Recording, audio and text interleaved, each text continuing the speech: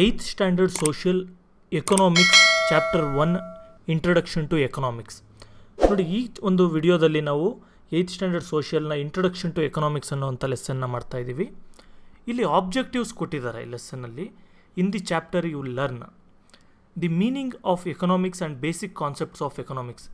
Economics ಅಂದರೆ ಏನು? ಇವಾಗ ನಾರ್ಮಲಾಗಿ ಎಕನಾಮಿಕ್ಸ್ ಅಂದರೆ ಏನೋ ದುಡ್ಡು ಕಾಸು ರಿಲೇಟೆಡ್ ಅಂದ್ಕೊಂಬಿಟ್ಟಿರ್ತೀವಿ, ಅಥವಾ ಯಾವುದೋ ಒಂದು ಕೆಲಸದ್ದು ಅಂದ್ಕೊಳ್ತೀವಿ. ಆದರೆ ಏನು ರಿಯಲಾಗಿ ಎಕನಾಮಿಕ್ಸ್ ಅಂದರೆ ನಮ್ಮ ಲೈಫ್ಗೆ ಅದು ಯಾವ ರೀತಿ ಇಂಪ್ಯಾಕ್ಟ್ ಆಗುತ್ತೆ ಅದ್ರ ಬಗ್ಗೆ ನೋಡೋಣ. Next, the importance of studying economics. ಏನಕ್ಕೆ ಎಕನಾಮಿಕ್ಸ್ ಸ್ಟಡಿ ಮಾಡಬೇಕು? ಓಕೆ, ಯಾವುದೋ ಒಂದು ಸೈನ್ಸ್ ಸ್ಟಡಿ ಮಾಡ್ತೀನಿ, ಇಲ್ಲ ಮ್ಯಾಥ್ಸ್ ಸ್ಟಡಿ ಮಾಡ್ತೀನಿ, ಇಂಜಿನಿಯರ್ ಆಗ್ತೀನಿ, ಡಾಕ್ಟರ್ ಆಗ್ತೀನಿ. ಎಕನಾಮಿಕ್ಸ್ ಏನಕ್ಕೆ ಸ್ಟಡಿ ಮಾಡಬೇಕು? ಅದ್ರದ್ದು ಇಂಪಾರ್ಟೆನ್ಸ್ ಏನಕ್ಕೆ ಅದು ನೋಡೋಣ. Identify economic activities through narrating the basic economic problems. ನಮ್ಮ ಸುತ್ತಮುತ್ತ ನಡೆಯುವಂಥ ಎಕನಾಮಿಕ್ ಆ್ಯಕ್ಟಿವಿಟೀಸ್ ಏನಿದೆ, ಏನೇನು ಎಕನಾಮಿಕ್ ಆ್ಯಕ್ಟಿವಿಟೀಸ್ ಅಂತ ಕನ್ಸಿಡರ್ ಮಾಡ್ತೀವಿ, ಅದನ್ನು ಐಡೆಂಟಿಫೈ ಮಾಡ್ತೀವಿ. ಮತ್ತು ಎಕನಾಮಿಕ್ಸಲ್ಲಿ ಎಷ್ಟೊಂದು ಪ್ರಾಬ್ಲಮ್ಸ್ ಬರುತ್ತೆ, ದುಡ್ಡು ಕಾಸಲ್ಲಿ, ಬಿಸ್ನೆಸ್ಸಲ್ಲಿ ಎಷ್ಟೊಂದು ಪ್ರಾಬ್ಲಮ್ ಇದೆಯಲ್ಲ, ಅದನ್ನು ಕೂಡ ನೋಡ್ತೀವಿ. The difference between micro economics and macro economics. ಎರಡು ಥರ ಎಕಾನಮಿ ಬರುತ್ತೆ, ಮೈಕ್ರೋ ಎಕಾನಮಿ ಅಂತ, ಇನ್ನೊಂದು ಮ್ಯಾಕ್ರೋ ಎಕಾನಮಿ ಅಂತ. ಇವೆರಡರ ಮಧ್ಯೆ ಇರೋದು ಡಿಫ್ರೆನ್ಸ್ ಏನು, ಅಥವಾ ಅದಕ್ಕೂ ಮೊದಲು ಮೈಕ್ರೋ ಅಂದರೆ ಏನು, ಮ್ಯಾಕ್ರೋ ಅಂದರೆ ಏನು, ಅದ್ರ ಬಗ್ಗೆ ಕಂಪ್ಲೀಟಾಗಿ ನಾವು ಬೇಸಿಕ್ ಏನು ಬೇಕು ನಿಮಗೆ ಎಕನಾಮಿಕ್ಸ್ಗೆ ಅಷ್ಟನ್ನು ನಾವು ತಿಳ್ಕೊಳ್ತೀವಿ. ನೋಡಿ, ಅಕಾಡೆಮಿಕ್ ಇಯರ್ 2020-21 ಈ ಕೊರೋನಾ ಬಂದಿರೋದ್ರಿಂದ ಈ ವರ್ಷ ಒಂದು ಸ್ವಲ್ಪ ಪೋರ್ಷನ್ಸ್ ಎಲ್ಲ ರಿಡ್ಯೂಸ್ ಮಾಡಿದ್ದಾರೆ. ಆ ಥರದ ಈ ಅಕಾಡೆಮಿಕ್ ಇಯರಲ್ಲಿ ಈ ವಿಡಿಯೋ ಅಂತ ನೋಡೋವಂಥವ್ರು ಏನು ಮಾಡಿ, ನಾನು ಹೇಳ್ತೀನಿ ಎಲ್ಲಿವರೆಗೂ ನಿಮಗೆ ರಿಟೈನ್ ಮಾಡಿದ್ದಾರೆ ಈ ಚಾಪ್ಟರಲ್ಲಿ, ಮತ್ತು ಎಲ್ಲಿಂದ ಎಲ್ಲಿವರೆಗೂ ರಿಮೂವ್ ಮಾಡಿದ್ದಾರೆ, ಅದು ಬೇಡ ಅಂತ ನಾನು ಫರ್ದರ್ ಹೇಳ್ತೀನಿ. Meaning and importance of economics. ಎಕನಾಮಿಕ್ಸ್ಗೆ ಅರ್ಥ ಏನು ಮತ್ತು ಏನಕ್ಕೆ ಇಂಪಾರ್ಟೆಂಟ್ ಅದ್ರ ಬಗ್ಗೆ ನೋಡೋಣ. ನೋಡಿ, ಜಸ್ಟ್ ಒಂದು ಇಂಟ್ರೊಡಕ್ಷನ್ ಇದೆ. We use various things in our daily life. ನಾವು ಪ್ರತಿದಿನ ನಮ್ಮ ಲೈಫಲ್ಲಿ ಏನಾದರೂ ಒಂದು ಯೂಸ್ ಮಾಡ್ತಾ ಇರ್ತೀವಿ. ಒಂದು ಮೊಬೈಲ್ ಇರ್ಬೋದು, ಒಂದು ಚಾಕ್ಲೇಟ್ ಇರ್ಬೋದು, ಒಂದು ಪೆನ್, ಪೆನ್ಸಿಲ್ ಎಲ್ಲ. These are called goods and services. ಇವನ್ನ ಗೂಡ್ಸ್ ಅಥವಾ ವಸ್ತುಗಳು ಆ್ಯಂಡ್ ಸರ್ವಿಸಸ್ ಅಂದರೆ ನಾವು ಪಡೆಯುವಂಥ ಸೇವೆಗಳು, ಗೂಡ್ಸ್ ಆ್ಯಂಡ್ ಸರ್ವಿಸಸ್ ಅಂತ ಕರಿತೀವಿ. ಗೂಡ್ಸ್ ಅಂದರೆ ಫಿಸಿಕಲ್ ಥಿಂಗ್ಸ್, ಸರ್ವಿಸಸ್ ಅಂದರೆ ಇವಾಗ ನಿಮ್ಗೊಂದು ಟೀಚರ್ ಪಾಠ ಮಾಡ್ತಾರೆ, ಒಬ್ಬ ಲಾಯರ್ ವಾದ ಮಾಡ್ತಾರೆ, ಇನ್ನೊಬ್ಬರು ಡಾಕ್ಟ್ರು ನಿಮಗೆ ಟ್ರೀಟ್ಮೆಂಟ್ ಕೊಡ್ತಾರೆ. ಇಂಥದ್ದನ್ನು ಸರ್ವಿಸಸ್ ಅಂತ ಕರಿತೀವಿ. ಜೊತೆಗೆ ಕಾರ್ ಓಡಿಸುವಂಥ ಡ್ರೈವರ್ ಇರ್ಬೋದು, ಆಟೋ ಓಡಿಸುವಂಥ ಡ್ರೈವರ್ ಇರ್ಬೋದು, ಇವರೆಲ್ಲ ಕೂಡ. Goods are the physical and tangible objects like food, clothes, book, bicycle, phone, TV etcetera ಹೇಳಿದ್ದೀನಿ. On the other hand services are intangible things that are also required for our use. ಅಂದರೆ physical ವಸ್ತುಗಳು ಅಲ್ಲದೆ ಇರೋಂಥದ್ದು, ಸೇವೆಗಳು. ಹೀಗೆ the common services used are electricity, transportation, education, medical care, tailoring, music, mobile and internet service etcetera. ಈಗ cellphone ಬಂದು ನಿಮಗೆ goods, ಆದರೆ ಸೆಲ್ಫೋನ್ಗೆ ನೆಟ್ವರ್ಕ್ ಎಲ್ಲ ಇದೆಯಲ್ಲ, ಇದೆಲ್ಲ ಬಂದು ಸರ್ವಿಸಸ್ ಅಂತ.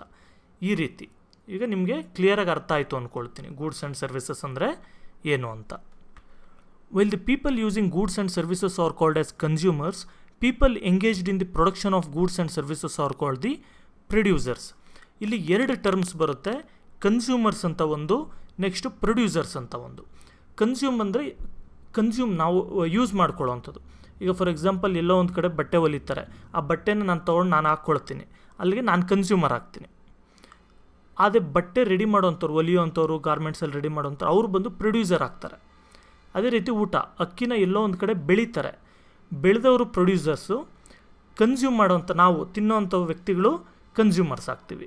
ಈ ರೀತಿ these goods and services are made available to us at our place through transporters, traders and shopkeepers who are called the distributors.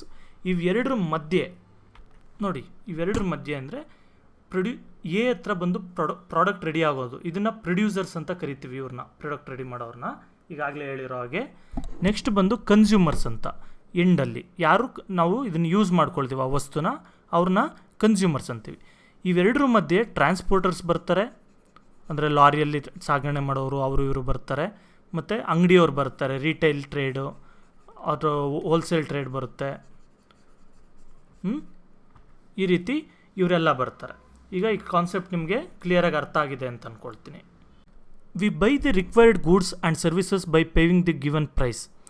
ನೋಡಿ, ನಮಗೇನಾದರೂ ಈ ಗೂಡ್ಸ್ ಬೇಕು ಅಥವಾ ಸರ್ವಿಸಸ್ ಬೇಕು ಅಂತ ಅನಿಸಿದ್ರೆ ಅವಾಗ ನಾವು ಅದಕ್ಕೊಂದು ಪ್ರೈಸ್ ಅಥವಾ ಅದಕ್ಕೊಂದು ರೇಟ್ ಫಿಕ್ಸ್ ಮಾಡಿ ಆ ದುಡ್ಡನ್ನ ಅವ್ರಿಗೆ ಕೊಡ್ತೀವಿ, ಅಥವಾ ಅದಕ್ಕೆ ಬೇಕಾಗಿರೋಂಥ ಬೇರೆ ಒಂದು ಸರ್ವಿಸ್ ಕೊಡ್ತೀವಿ.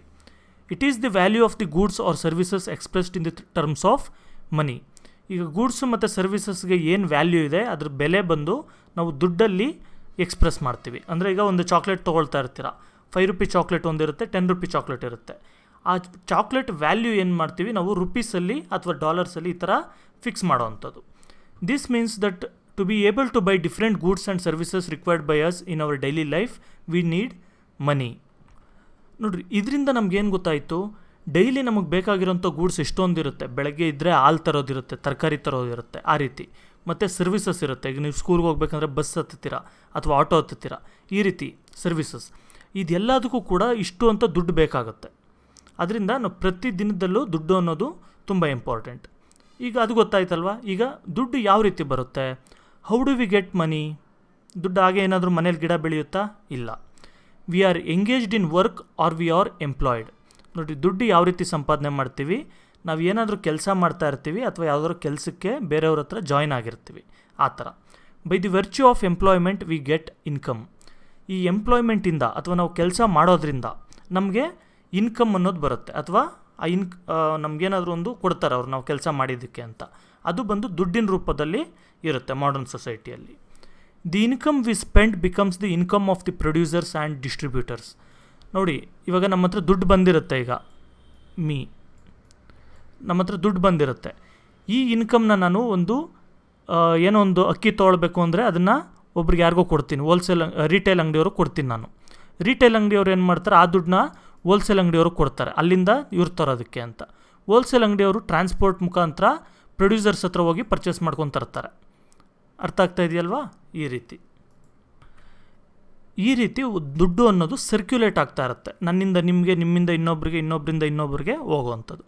There is also the government which is responsible for maintaining law and order and providing some common basic facilities like good roads, electricity, internal and external security. ಈಗ ಇದೆಲ್ಲ ಬಂದು ಪ್ರೈವೇಟ್ ಸಿಟಿಸನ್ಸ್, ನಿಮ್ಮಂಥ ಸಿಟಿಸನ್ಸ್ ಜೊತೇಲಿ ಆಗೋವಂಥದ್ದು. ಇದಕ್ಕೆ government ಏನೂ ಬೇಕಾಗಿಲ್ಲ. ಇಲ್ಲಿ ಏನೋ ಒಂದು ಪರ್ಚೇಸ್ ಮಾಡಬೇಕು, ನಾವೇ ಹೋಗ್ತೀವಿ, ಗೌರ್ಮೆಂಟ್ದು ನೆಸೆಸಿಟಿ ಇರಲ್ಲ. ಆದರೆ ಇದರಲ್ಲಿ ಗೌರ್ಮೆಂಟ್ದು ಕೂಡ ಒಂದು ಕೆಲಸ ಇದೆ. ಏನು ಮಾಡಬೇಕು ಗೌರ್ಮೆಂಟವರು?